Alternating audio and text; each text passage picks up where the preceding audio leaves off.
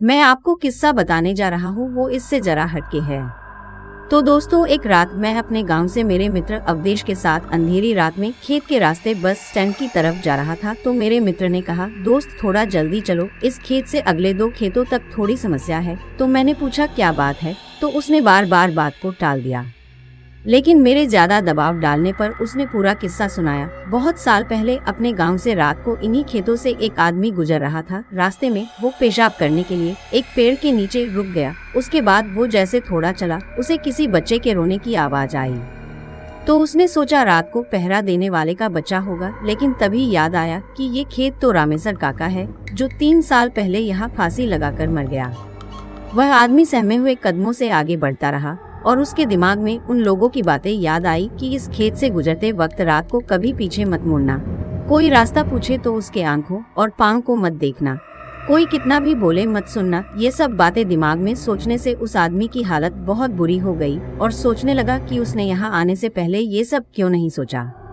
वो जैसे जैसे आगे बढ़ता वैसे वैसे बच्चे की आवाज और तेज होती जाती और ऐसा लग रहा था जैसे वो उसके साथ ही चल रहा हो। तभी अचानक उसने देखा कि एक पेड़ से बंधे झूले में बच्चा लेटा रो रहा था। तो डरते हुए उसने आवाज लगाई कि ये किसका बच्चा है, लेकिन कोई प्रतिक्रिया नहीं आई।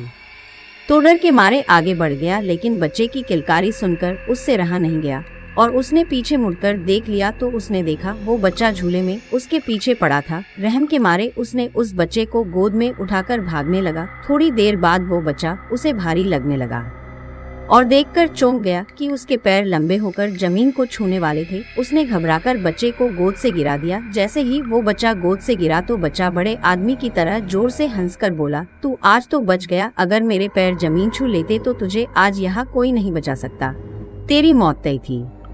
ये कहते ही वो बच्चा गायब हो गया। वो इंसान गिरते पड़ते घर तक पहुंचा और घर पहुंचते ही बेहोश हो गया। जब उसे होश आया तो उसने गांव वालों को ये सारी कहानी बताई।